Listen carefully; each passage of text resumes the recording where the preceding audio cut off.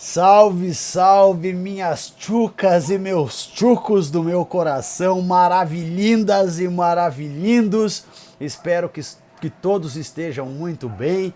Aqui da minha base, direto do meu isolamento, faço meus cumprimentos, meus votos de que logo nos encontremos. O fato é que a vida é dura, a resistência é necessária e juntos, no modelo de solidariedade e cooperação, venceremos o tal do coronavírus, esse que acha que vai nos vencer, mas não vai não, Espero que esteja tudo bem com vocês, espero que vocês estejam disciplinados nos estudos, não é? Não estamos em férias, não estamos no sossego, na vida mansa, é necessário um giro no procedimento, é necessário um processo de adaptação, mas precisa continuar estudando. É necessário que você amadureça no sentido de se adaptar à nova realidade. E falar em amadurecimento, o senhor já está guardando a toalha depois que se enxuga do banho e põe no banheiro para secar ou ainda não? A senhora, quando chega em casa, vai arrancando roupa e largando pelo caminho as roupas e a mãe e o pai vem pegando depois para pôr no cesto? Já acordaram para cuspir ou ainda estão aí vivendo Alice no País das Maravilhas? Já aprenderam a fazer café? Já aprenderam a fazer café ou não aprenderam ainda também não?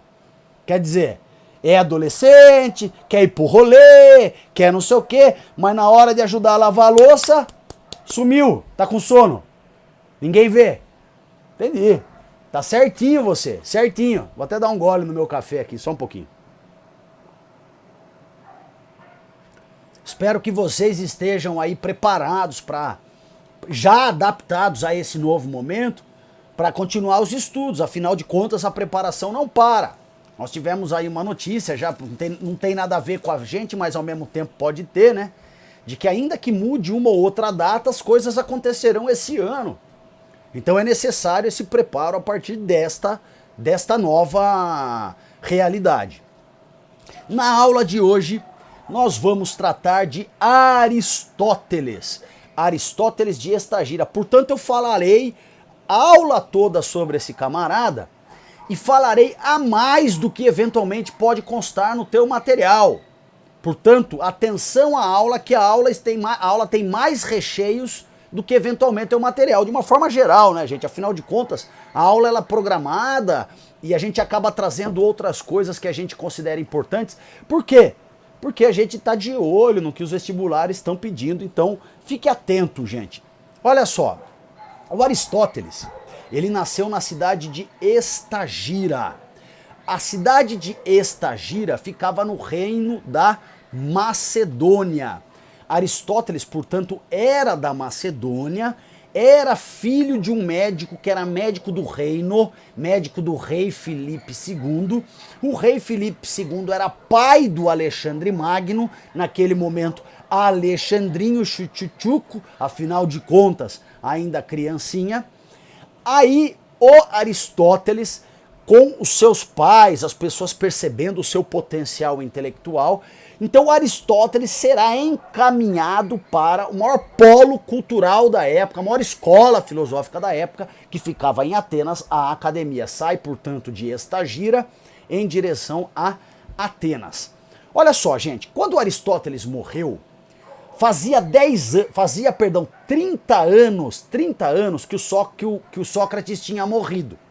Portanto, veja, morreu Sócrates, nasceu Aristóteles 30 anos depois. Isso significa que quando Aristóteles chegou à academia, o Platão já era velhinho. Platão viu Aristóteles e enxergou nele muito potencial. Ocorre que Aristóteles alimentou a esperança de ser substituto de Platão na direção da academia, mas Platão, não há explicação, não há documentação, não há como a gente justificar isso. O fato é que Platão escolheu um sobrinho em detrimento de Aristóteles. Este sobrinho chamava-se Espeusipo. Espeusipo, portanto, ficou então como sendo sucessor na direção da academia, o que submeteu Aristóteles a uma frustração. Aristóteles ficou puto, resolveu romper com a academia, deu um giro pelo mundo, né, mundo conhecido, Nesse giro, num dado momento, ele será contratado pelo rei Filipe II da Macedônia para ser preceptor de Alexandre Magno. Insisto, né, a palavra preceptor, ela é um mix de babá, professor, pai, psicólogo, conselheiro, mãe. É um cara que vai orientando o sujeito ao longo do seu desenvolvimento. Tem um filme chamado Alexandre, que conta a história de Alexandre Magno, e em alguns trechos, inclusive se você colocar lá no YouTube Alexandre Aristóteles, esses trechos estão inclusive selecionados. Você consegue ver um pouco dessa convivência entre Aristóteles e o Alexandre lá no filme. Não é à toa, gente, que o Alexandre, ele tinha um conhecimento cultural amplo, um conhecimento cultural vasto, o cara que se interessava por botânica, o cara que se interessava pela religiosidade dos povos em que ele conquistava, enfim, era um cara que tinha realmente uma cultura muito diferenciada para os conquistadores da época.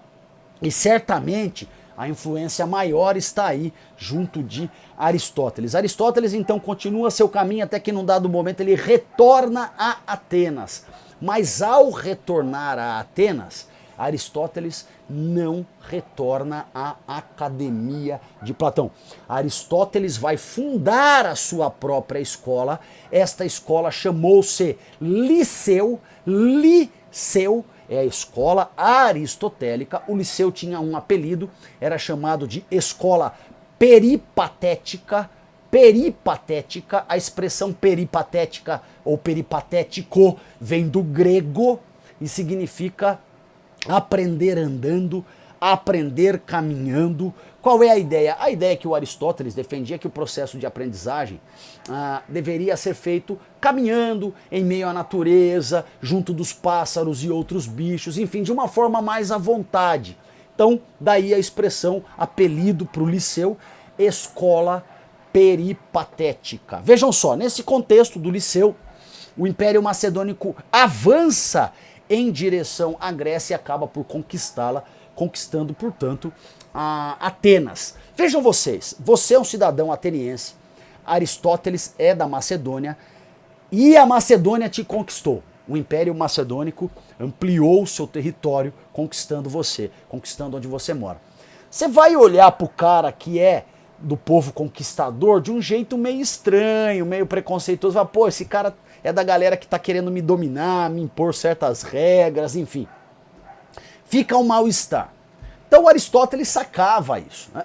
Até que num dado momento, quando Atenas conseguiu resgatar o controle da cidade, da polis, o que Aristóteles disse? Aristóteles disse assim: não deixarei que façam comigo o que fizeram com Sócrates. E ele então foge de Atenas, e aí vai morrer num outro canto, num outro lugar.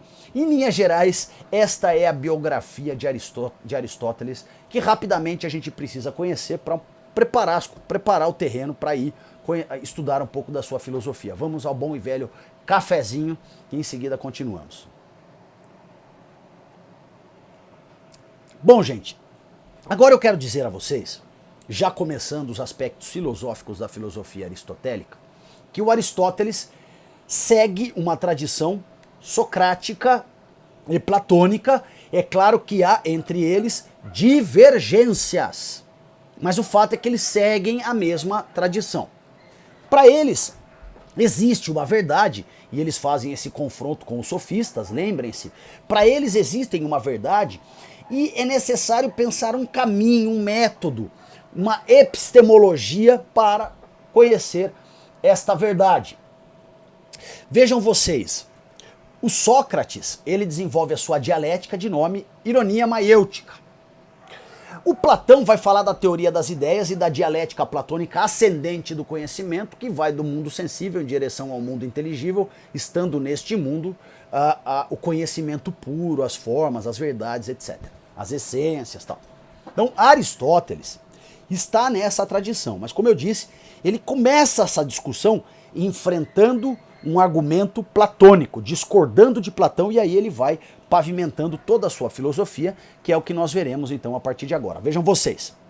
Sobre a questão do conhecimento, da busca do conhecimento, da epistemologia, o que vai defender Aristóteles? Ele começa então fazendo um debate com Platão. Ele vai dizer: olha, Platão, Esse papo de que há dois mundos, mundo inteligível, mundo sensível, né? Mundo das ideias, das essências, das formas, mundo das aparências, das sombras, enfim, das cópias. Ele vai dizer, isso aí é papagaiada.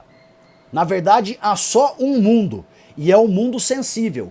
E a gente alcança a verdade, a gente alcança o conhecimento, a gente alcança a essência, o genérico ou universal, essas expressões dizem a mesma coisa. A gente alcança isto a partir deste mundo, que é o mundo que existe. Pensar que há um outro mundo é ilógico, é irracional. Só há o mundo sensível. Tá, ok. Então começa a divergência aí, só tem um mundo. Tá bom. Se só tem um mundo sensível, como é que eu chego então ao conhecimento? O Aristóteles vai dizer, são 4 passos para se alcançar o conhecimento. Esses 4 passos têm no seu primeiro passo a dependência da experiência, a dependência do mundo sensível, a dependência do ambiente. Eu vou para este ambiente e aí eu capto através dos meus sentidos aquilo que eu pretendo conhecer a verdade, a partir de um objeto ou de uma coisa do ambiente. Dos meus sentidos, quando eu falo sentidos, eu falo visão, audição, tato, paladar, olfato. Então veja, eu quero conhecer a essência, a verdade, o genérico universal de algo. Quando eu falo disso, eu estou falando do quê? Daquilo que é comum a todos aqueles objetos. Seria o molde ideal, o genérico, universal. Tá. Então eu quero conhecer, sei lá, o universal, o genérico, aquilo que é comum a todas as lapiseiras. Estou usando um exemplo do nosso tempo, adaptado, claro, mas para a gente entender a ideia. Eu quero conhecer a essência, o genérico, universal das lapiseiras. O Aristóteles vai dizer, você tem que partir da experiência, do mundo sensível, da empiria, experiência.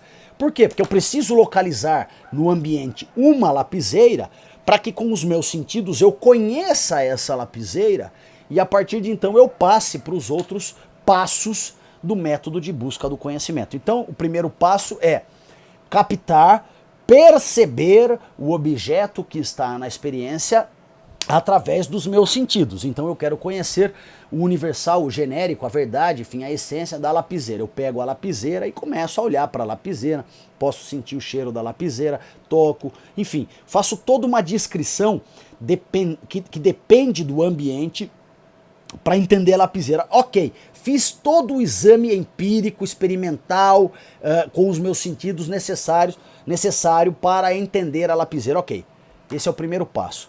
Eu vou para a experiência e capto pelos meus sentidos, percebo o objeto, a coisa pelos meus sentidos.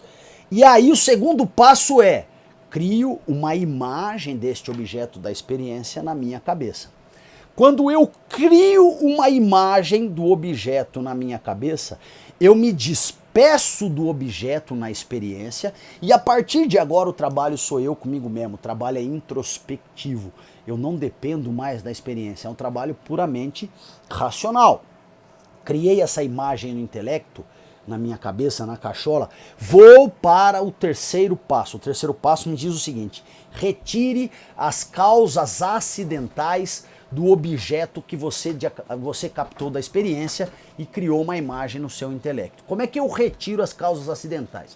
O que são causas acidentais?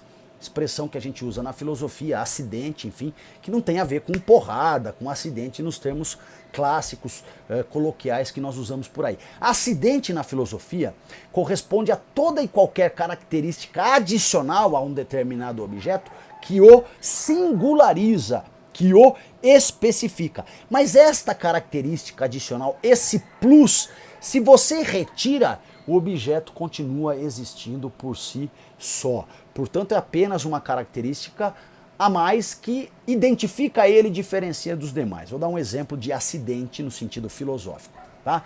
Eu estou aqui, eu sou um objeto, uma coisa tal. Eu me chamo Daniel.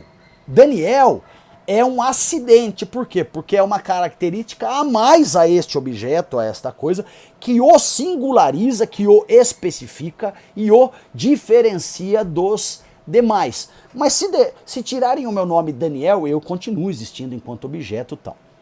É diferente de cortar minha cabeça. Se cortar minha cabeça, meu corpo se divide e eu deixo de existir, vou morrer tal. Portanto, cortar minha cabeça, tirar a cabeça do resto do corpo, não é mexer numa característica acidental, né? É mexer numa característica essencial, fundamental. Portanto, então a gente precisa pensar a partir daquilo que é acidente, aquilo que eu posso mexer. Aqui nessa lapiseira, por exemplo, eu posso retirar esta cor meio prateada dela, que ela continua sendo lapiseira. Portanto, não estou mexendo estruturalmente, essencialmente na lapiseira quando eu retiro a cor dela. A cor é uma característica acidental. Bom, então quando eu retiro todas as características acidentais da lapiseira, que no meu exemplo é o que eu quero conhecer em termos de genérico, universal, verdade, eu vou ficar com o basicão. Eu retirei todas as acidentais, eu vou ficar com o basicão, não dá para eu mexer mais em nada. Se eu mexer, eu vou acabar deteriorando o objeto, vai perdendo a sua característica fundamental, essencial, universal, genérica. Bom, então vejam vocês.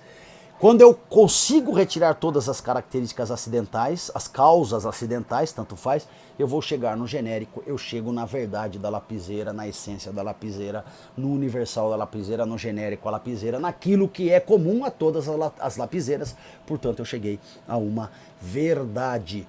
De novo, como é que eu faço? O método de busca do conhecimento tem 4 passos. O primeiro passo, apreensão das coisas a partir a apreensão da coisa que eu pretendo conhecer em termos de genérico, de universal, de verdade, da experiência através dos meus sentidos. Eu vou percebendo o objeto. Segundo passo, eu crio uma imagem no meu intelecto daquilo que eu percebi através dos meus sentidos na experiência. Na medida em que eu crio uma imagem no meu intelecto, eu não preciso mais da experiência. Criei a imagem no intelecto, vou para o terceiro passo, retiro as causas acidentais, limpo esse objeto. Até que eu fico só com o básico, com o genérico, com a verdade, com aquilo que é essencial a todos os objetos. Pronto, o passo a passo da busca do conhecimento, segundo Aristóteles, foi apresentado. Beleza? Segunda questão do Aristóteles que a gente precisa guardar diz respeito à sua ideia, a defesa de que as coisas estão em permanente transformação, em permanente movimento, e esse movimento indica mudança. Veja só, gente, pensa assim. Você tem 18, exemplo, mas você já teve 5, você vai ter 40. Continua sendo você, mas você vai se modificando. Há um movimento de transformação. Pega uma foto de quando você tinha 5 anos, pega uma foto de quando você tem agora 18, faz um exercício de futurologia, pensa você com 40. Ainda que seja você, a casca vai mudando. Há uma transformação, há um movimento acontecendo. O Aristóteles vai nos dizer que este movimento, que essa constante mudança que existe nas coisas, ela pode ser observada a partir de 2 conceitos. É muito fácil de entender, tal, não tem erro. Como é que são esses conceitos? Um chama ato e o outro conceito chama potência. Ato se refere àquilo que o objeto ou a coisa é no momento, tá? É o estado atual. E potência se refere a todas as possibilidades, a tudo aquilo que o objeto pode se transformar ao longo do tempo. Toda uma infinidade de coisas, né? Se for pegar assim vamos pegar com um exemplo concreto. Eu aqui, Daniel, tô gravando este vídeo, aula de Aristóteles e tal. Este é o ato, é o meu estado atual, tá? Impotência. Impotência são as várias possibilidades do que eu posso me transformar. Em potência eu posso já estar morto, é uma possibilidade. Em potência eu posso estar dando aula em sala de aula, passando essa temporada difícil que nós estamos. Então, em potência, há uma infinidade de coisas que podem acontecer comigo. E quando eu virar uma das possibilidades, e quando eu virar uma das potências? Pronto, aquilo que era potência agora, quando se converte numa realidade, num estado atual, vira um novo ato. E outras potências vão se abrindo, e isso é infinito. Portanto, há uma constante modificação, há uma constante movimentação, há uma constante transformação. Tecnicamente, precisamente, falando disciplinado com conceito, ato é o estado atual do ser. Potência, todas as possibilidades que o ser se transforma.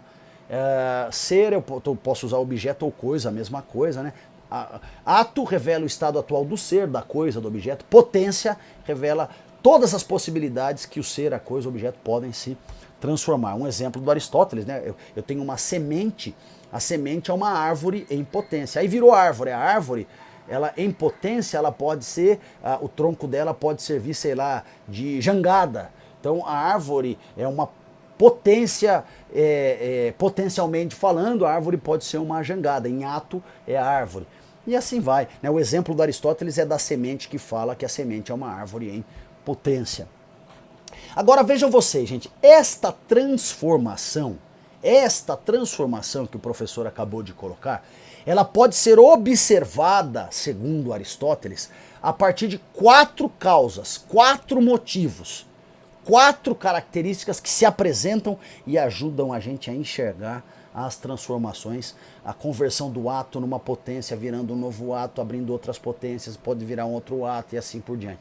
4 causas juntas acabam por esclarecer este ciclo infinito de transformações, de movimentos de mudança. É o que nós chamamos de 4 causas do movimento. Então, quais são essas 4 causas do movimento? O professor vai explicar de forma abstrata, depois traz um exemplo para clarear, tá bom, gente? Olha só, as 4 causas do movimento são causa material, formal, motriz ou eficiente e final. Vamos agora explicar as 4 de forma abstrata, conceitual. Em seguida, vamos ao exemplo. Causa material é a matéria bruta. Causa formal é a forma que vai ganhar a matéria bruta. Causa motriz ou eficiente é aquilo que vai dar forma à matéria bruta. Causa final é a finalidade, é o objetivo que eu quero alcançar ao converter o ato numa de suas potências. Vejam, gente, o ciclo ato, potência, ato pode ser verificado a partir de 4 causas. Quando eu falo ciclo ato, potência, ato, o que eu estou querendo dizer? O ato, que é o estado atual do objeto, da coisa, do ser, pode se transformar numa de suas potências. Quando ele se transformou numa de suas potências, surge um novo ato, porque é um novo estado atual. E abre-se a possibilidade de novas potências, de novas transformações. E a gente verifica essas transformações como?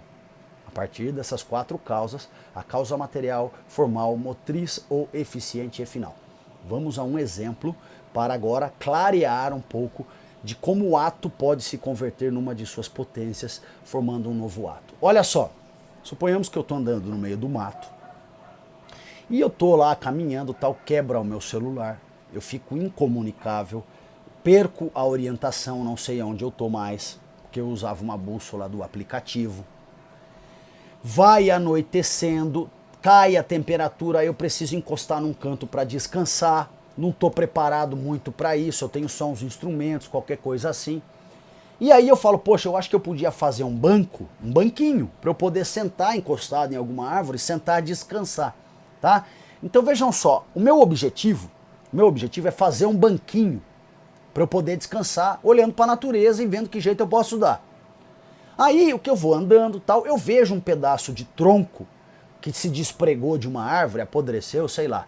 Eu vejo um pedaço de tronco e eu então falo, poxa, eu posso pegar esse pedaço de tronco que está aí caidão de qualquer jeito e posso tentar fazê-lo ganhar uma formatação de banquinho, uma forma de banquinho. Como é que eu vou fazer isso? Aí eu lembro que eu assisti Largados e Pelados e lá no Largados e Pelados eu vi que tinha um cara que ele pegou uma faca, pegou um pedaço de pedra com a faca e ele ia martelando a faca e a faca ia dando um contorno, dando uma forma lá num pedaço de madeira. Então eu pego esta madeirona, esta matéria-zona bruta que acabou de se despregar, cair no chão, vou pegar a minha faquinha e vou então martelando e dando aquela forminha de banquinho, até que virou o banquinho perfeito. Eu consigo então sentar e descansar. Agora vamos pensar este exemplo, gente, a partir das 4 causas do movimento que revelam o ciclo ato, potência, ato. Olha só, a minha causa final, o meu objetivo é um banquinho para eu sentar e descansar, ok? Beleza. Então eu achei um tronco, um pedaço de tronco de madeira caído no chão. Esta é a minha causa material, afinal de contas é a matéria bruta. Esta matéria bruta é o ato. É esta madeira que eu vou fazer virar um banquinho. Então, esta madeirona bruta, esta matéria bruta, em ato, é em potência um banquinho. Porque uma das possibilidades desta matéria bruta é se tornar um banquinho, que é a que eu vou usar. Então eu vou pegar esta matéria bruta, que é a madeira, causa material, e vou dar uma forma de banquinho. Esta nova forma que se dá à matéria bruta é a causa formal. E eu que pego a matéria bruta e dou esta nova forma, eu, com a minha faquinha, sou a causa motriz ou eficiente. Eu sou o instrumento que dá nova forma à matéria. Eu sou a causa motriz eficiente que dá causa formal à causa material. E a hora que tudo isso está pronto, eu sento descansar, atingiu a minha finalidade, atingiu a causa final, que era sentar, descansar.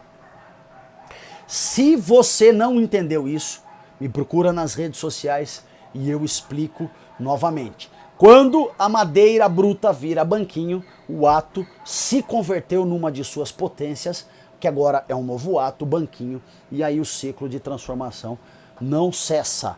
Tá? Me procura nas redes sociais, eu espero, minha esperança é que eu tenha me feito compreender, mas, claro, né, gente, são assuntos novos, não são assuntos assim tão tranquilos e tal, então podem me chamar, não tem problema nenhum. Vou avançar mais um pouquinho. Tem uma pegadinha que normalmente cai no vestibular, que é muito simples se você guardar o que eu vou falar agora. Para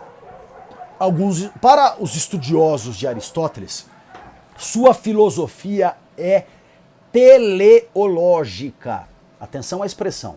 A sua filosofia é teleológica. Eu não falei teológica. Atenção.